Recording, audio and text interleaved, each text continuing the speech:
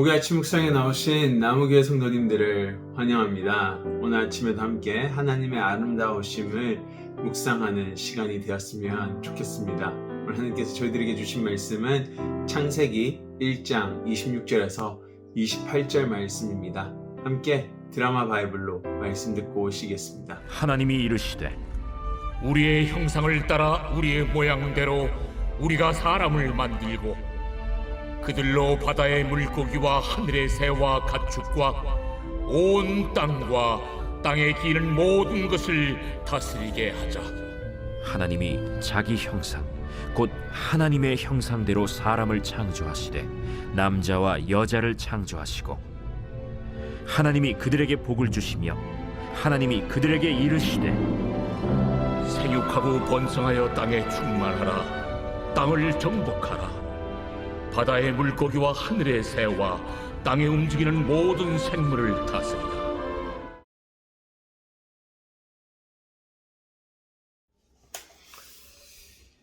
6월 아침에는 계속적으로 저희가 아침 묵상에는 함께 저희가 계속적으로 하나님의 아름다움을 함께 묵상하는 시간을 가지고 있습니다. 지난 목요일, 금요일 아침 묵상에서 저희는 하나님의 창조 속에서 나타나는 다양성, 그리고 그 속에서 나타나는 조화들을 함께 묵상함을 통하여 바로 하나님의 아름다운 창조 속에서 나타나는 그분의 아름다운 영광을 묵상했습니다. 오늘도 이 세상을 창조하시고 다스리시는 하나님의 아름다움을 계속 묵상하는 시간이 되었으면 좋겠습니다. 창세기 1장에는 저희가 잘 알고 있듯이 창조의 이야기로 시작하고 있습니다.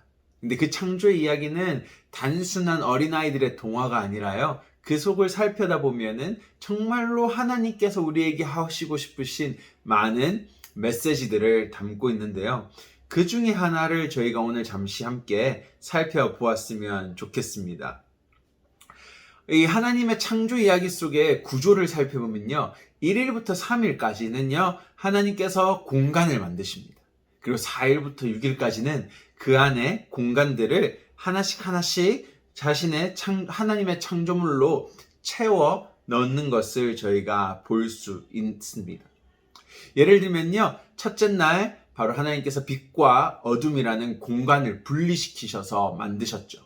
그리고 4일째는요, 하나님께서 그곳에 바로 해, 달, 별을 넣으셔서 공간을 채워 넣으셨던 것입니다.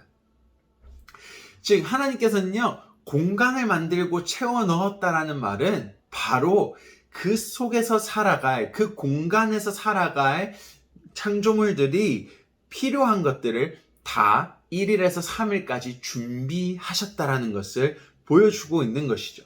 이것이 바로 하나님의 다스림이고 통치였습니다.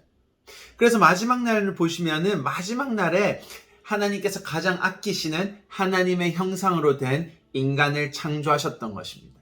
따라서 하나님께서는요, 이 모든 것을 인간에게 준비해 주셨고 너희가 이것을 누리고 맛보고 하나님을 찬양하는 자로 살아가기를 원한다라는 그 메시지가 창조 이야기 속에 담겨 있습니다.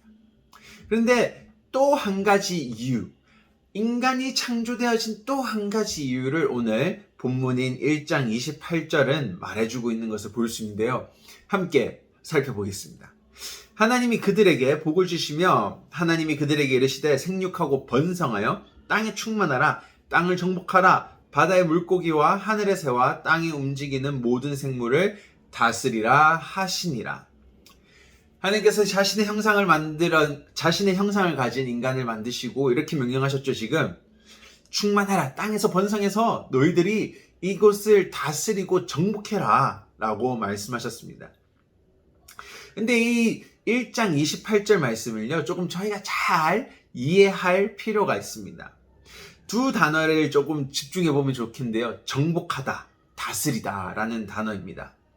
어감이 우리에게는 그렇게 긍정적인 단어는 아닙니다. 정복하다, 다스리다. 심지어 히브리어 성경으로요, 이 창세기 1장을 살펴보면 28절에 다스리다, 정복하다라는 단어가 카바스라는 단어입니다. 근데 이 뜻이 뭐냐면요, 노예로 삼다, 발로 짓밟다라는 아주 부정적이고 통치적인 강력한 단어를 사용하고 있는 것을 볼 수 있습니다. 저희 중고등부 아이들이요, 이 창세기를 함께 공부했습니다. 이렇게 공부하면서요, 창세기 1장 28절을 읽었는데 한 친구가요, 그때 갑자기 손을 번쩍 들었습니다. 그리고 당돌하게 아주 야무지게 저에게 질문을 했는데요. 전도사님, 28절 말씀이 조금 이상한 것 같아요. 하나님께서 분명히 사랑의 하나님이고 평화의 하나님이고, 그런데 왜 인간에게는 짓밟다, 노예로 삼다라는 단어를 사용해서 명령하셨을까요? 이것은 정말 창세기 이야기에 어울리지 않는 것 같아요 라고 이런 참 좋은 질문을 저에게 했습니다. 그리고 저도 그 친구의 야무진 질문에 야무지게 답을 했는데요. 누구누구야, 지금까지 한번 우리가 창조의 이야기를 살펴보지 않았니? 1일부터 3일까지 공간을 만드시고 4일부터 6일까지는 그 공간을 채우심을 통하여 바로 창조물들이 먹고 살아갈 수 있게끔, 생존할 수 있게끔 하나님께서는 다스리고 통치하셨단다. 혹시 이 이야기가 1장 28절과 어떻게 연관되는 것 같니?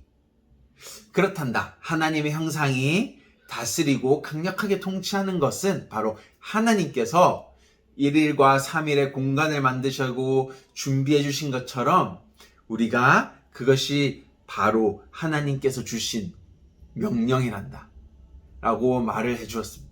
그렇습니다. 하나님께서요, 우리에게 오늘 1장 28절에 다스려라, 통치하라, 정복해라 라는 말은요, 이 땅 가운데 하나님께서 통치하는 그 아름다움, 평화가 머무는 그 아름다움을 세상 가운데에 나누라는 명령인 것입니다.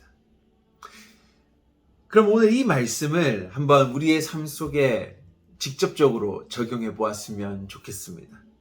오늘 아침에 아이들은 학교로 공부하러 갔습니다. 근데 학교에 공부하러 간 것은요, 단지 좋은 대학을 가기 위해서, 좋은 직장을 잡기 위해서는 아닙니다. 당연히 좋은 직장을 가지고 좋은 대학을 가야죠. 공부해서. 하지만은 이 공부에 가장 근본적인 그리스도인으로서 가져야 될 책임감은요, 바로 통치하고 올바른 다스림을 하기 위해서라는 것입니다. 공부라는 것은요, 하나님의 아름다운 창조 세상을 공부하고 발견하고 어떻게 하면 이 세상을 올바르게 다스릴지 통치할지를 배우는 것이 공부의 지식인 것입니다. 오늘 우리 또한 다르지 않습니다. 사회의 일원으로서요, 직업을 가지고 살아가는 이유도 통치와 다스림, 하나님의 아름다운 통치와 다스림을 하기 위해서입니다. 첫 번째 이유를 한번 살펴보면요, 간단합니다. 가족의 생계를 책임져야 합니다. 가족 또한 하나님께서 우리에게 주신 다스려야 되고 아름답게 통치해야 되고 평화가 머물러야 되는 공동체입니다. 그렇다면 당연히 돈을 벌어서 우리의 가족의 생계를 챙겨야죠. 더해서요, 그 이상의 의미도 직업은 가지고 있습니다. 나의 직업을 통해서 다른 누군가가 유익을 얻을 수 있다는 것이죠. 내 직업, 예를 들면 택배기사님들이 열심히 일을 하십니다. 그런데 그분들이 없다면 우리는 오늘 편안하게 짐을 받을 수가 없습니다. 도매업자들도 마찬가지입니다. 그 도매업자들이 없다면요, 물건을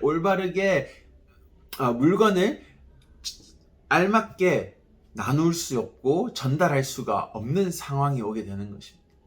즉, 오늘 우리가 가진 직업, 나의 직장, 그리고 사업, 또는 내가 챙기고 있는 가족들은요, 바로 하나님께서 우리에게 주신 명령인 것입니다. 올바르게 다스리고 그곳에 평화가 있게 하고, 그것이 오늘 하나님께서 우리에게 보여주셨던 통치의 모습이었고, 오늘 우리는 그 모습을 올바르게 실행하는 그리스도인으로서 살아가야 하는 것입니다. 오늘 우리의 삶 속에요, 하나님의 아름다움을 발견하고 그 아름다움을 하나님의 형상으로서 나타내고 보이는 아름다운 통치를 하는 우리의 삶이 되기를 원합니다. 함께 기도하시겠습니다. 하나님 감사합니다. 오늘 창세기를 통하여 하나님의 다스림, 통치라는 것을 함께 묵상해 보았습니다. 세상의 통치처럼 약한 자를 짓누르고 억압하는 것이 아니라, 무언가를 뺏는 것이 아니라 바로 모든 사람이 유익을 얻을 수 있고 모든 사람이 평안과 또한 그 속에서 하나님의 아름다움을 발견할 수 있는 것이 바로 올바른 다스림임을 함께 묵상했습니다. 하나님, 우리 삶 속에도 하나님께서 보여주신 통치와 정복하는 것과 다스림이 우리 삶 속에 거하기를 원하고, 오늘 그 아름다움을 나누며 살아갈 수 있는 우리의 직장 생활, 우리의 가정이 될 수 있도록, 아이들의 공부하고 학교 다니는 생활이 될 수 있도록 인도하여 주시옵소서. 감사합니다. 예수님 이름으로 기도드립니다. 아멘.